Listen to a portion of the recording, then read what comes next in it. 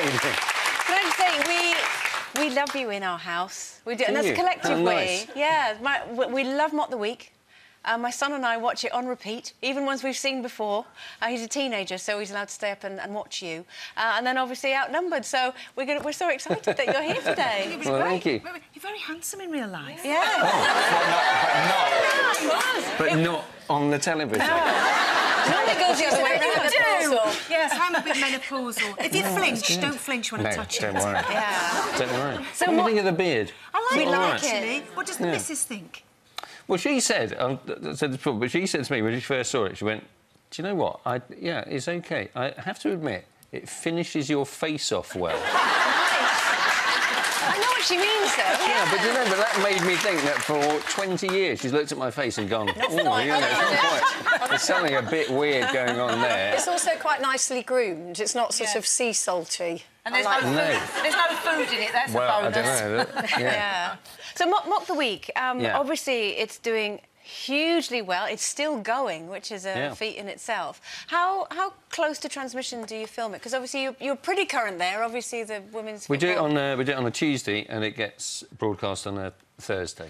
OK. So there's a sort of 48-hour gap, which is longer actually than most topical shows. But weirdly, we've never missed a really big bit of news as far as I can remember. And it actually started before Twitter, which sort of really kind of puts... It's like, wow, was there anything before Twitter? Well, do you find... Are you on Twitter? Do you know, I'm not on You're Twitter, not? no. I I think the various people pretend to be me on Twitter. Yes, no, because I was looking, and there is one that says The Real Hugh Dennis. Yeah, but it's not. They get sort of found out. So I know Hugh Bonville quite well, and he... Yeah, and he looks out for people who are pretending to be me, then sends them a tweet saying, if you are the real Hugh Dennis, what did you have in the pub last night? That kind of thing, and then they can't answer it. Is he not busy at the moment, Hugh? No, I think he is. Lockdown time. Yeah. You do Mock the Week. Yeah, I do. Do you ever think to yourself, when you have to go up and you have to stand there at the microphone, you have to come out with the topics, you know, say something that you think a bus driver would say? Has there ever been moments where you've just thought, I actually can't think of anything witty or funny to say? Yes. Oh. But what you're seeing, I mean, the great thing about it is that we look much cleverer than we actually are, because it's a 28-minute show and we record 2.5 hours. So there's a lot. Wow. There's a lot of us kind of going...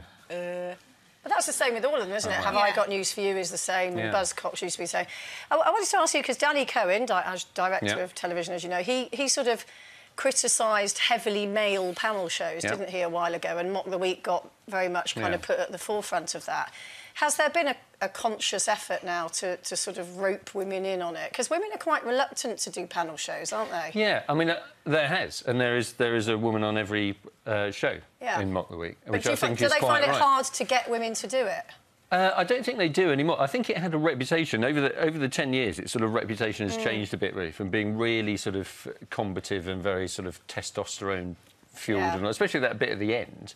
Yeah, you know, it's quite intimidating. Yeah, but now it's comfortable in its own skin. It's much more sort of chatty and friendly. And before you record it, is any of it rehearsed? Do you know what the topics are going to be about? Well, you know roughly what the topics will be because it's the news, and you sort of the bits at the end. You know some of those, but what you don't know is you don't know what anyone else is going to say. Yeah, and then when somebody comes out with a joke, you think, that's exactly exactly, what I was thinking. No, exactly, you have to sort of cross it off mentally, I mentioned Outnumbered, obviously, at the top of the show.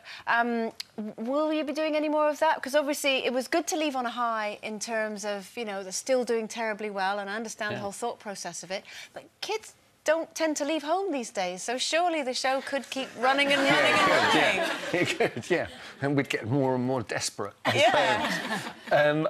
I think it's done as a series. I think it's sort of completely done. But there will be specials. OK. I'm confident there will be. Good. I'm going, what the hell is going on? I said, OK. Ah!